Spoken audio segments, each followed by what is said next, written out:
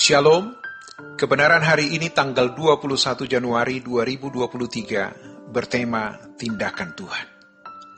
Allah memperkenalkan dirinya, menunjukkan kehadirannya di dalam hidup kita lewat peristiwa-peristiwa kehidupan. Peristiwa-peristiwa kehidupan itu membuktikan kehadiran Allah. Biasanya, orang membuktikan kehadiran Allah saat doanya dijawab. Itu juga bisa, dan itu mengagumkan. Kita punya kebutuhan, kita berdoa lalu Tuhan buka jalan. Itu juga ajaib. Seperti Tuhan mengirim burung gagak kepada Elia. Tetapi, jangan terjebak hanya dalam mujizat atau hal-hal yang menyenangkan. Tindakan Tuhan dalam hidup kita mestinya lebih kita tangkap ketika Dia menyempurnakan karakter kita. Sebab itu adalah berkat kekal. Kita melihat bukti kehadiran Allah lewat persoalan, lewat mujizat. Tetapi mestinya bukan hanya melalui mujizat yang menurut kita menguntungkan, melainkan kehadiran Tuhan melalui peristiwa-peristiwa hidup yang menyempurnakan karakter. Kalau kita menemukan Tuhan, hidup kita pasti luar biasa. Allah itu sangat detail. Setiap peristiwa pasti ada berkatnya. Kita perkarakan saat berdoa, atau ketika tidak mendapat jawaban doa, kita diam, merenung, pasti Tuhan bicara. Dalam diri kita ada banyak sampah yang tidak kita sadari belum terbuang. Ketika kita mengucapkan kata yang salah, hal itu bisa cepat kita sadari. Tetapi kalau kesombongan dari hati itu licik sekali. Sering kita tidak tahu bahwa itu adalah kesombongan. Tuhan mengubah kita melalui peristiwa-peristiwa yang detail sekali. Kita bisa kagum terhadap cara Allah mendidik, merawat kita dengan peristiwa-peristiwa yang detail. Maka, kita pasti luar biasa.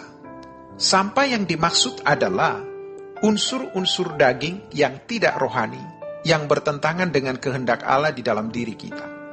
Dan Tuhan tidak bisa mengubah secara sulapan atau ajaib. Tuhan terikat dengan tatanannya, yaitu proses. Ayat yang mengatakan Allah bekerja dalam segala sesuatu mendatangkan kebaikan. Secara implisit, nampak tatanan Tuhan bahwa Dia tidak bisa mengubah kita tanpa peristiwa kehidupan. Tuhan pasti akan membuat peristiwa-peristiwa hidup untuk mengubah kita. Tetapi, jangan kita membuat peristiwa sendiri. Di dalam segala hal, Allah mau membentuk kita. Waktu orang tidak punya uang, kelihatan rendah hati.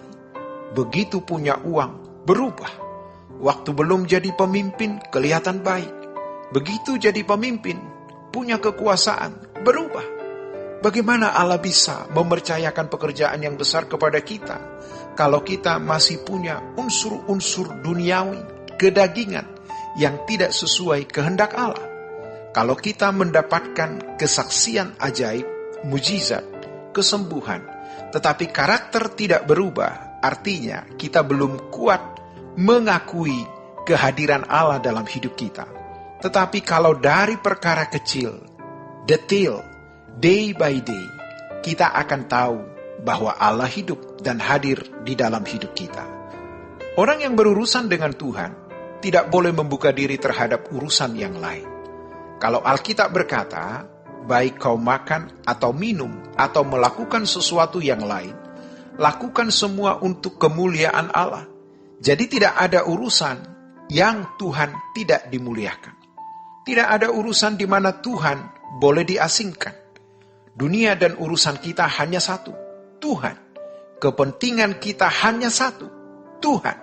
Tuhan berkata, kepentinganku juga hanya satu, kamu, kepada setiap individu.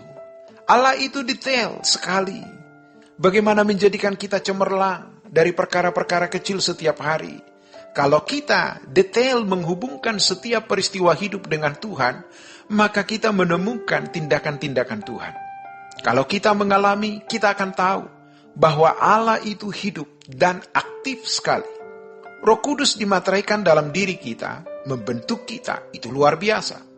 Sukses kita dalam hidup ini hanya satu, kesucian.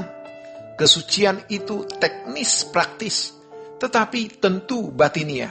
Kata kesucian memuat pengertian potensi melakukan segala sesuatu sesuai dengan pikiran dan perasaan Allah. Bagaimana itu bisa terwujud? Harus ada perubahan terus. Ada daya lenting, fleksibilitas untuk menurut terhadap kehendak Tuhan. Kalau daya lenting kita rendah, tidak punya fleksibilitas untuk Tuhan, maka kita tidak bisa sepikiran, seperasaan dengan Allah. Kalau kita punya daya lenting yang tinggi, kita mengerti apa yang Allah kehendaki. Satu kata yang kita ucapkan harus tepat, sesuai dengan pikiran dan perasaan Allah.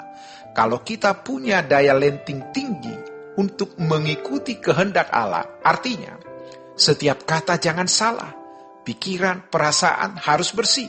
Selama 70 tahun umur hidup kita, yaitu sekolah kehidupan.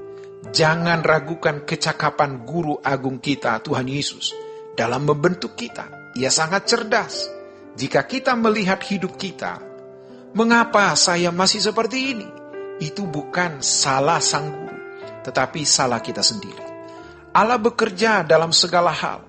Tidak ada peristiwa yang terjadi tanpa campur tangan Tuhan. Tidak ada peristiwa yang terjadi, lalu tidak ada maksud baik Tuhan. Tidak ada peristiwa yang terjadi tanpa pelajaran rohani di dalamnya. Demikianlah kebenaran hari ini. Tuhan Yesus memberkati. Sola Gracia.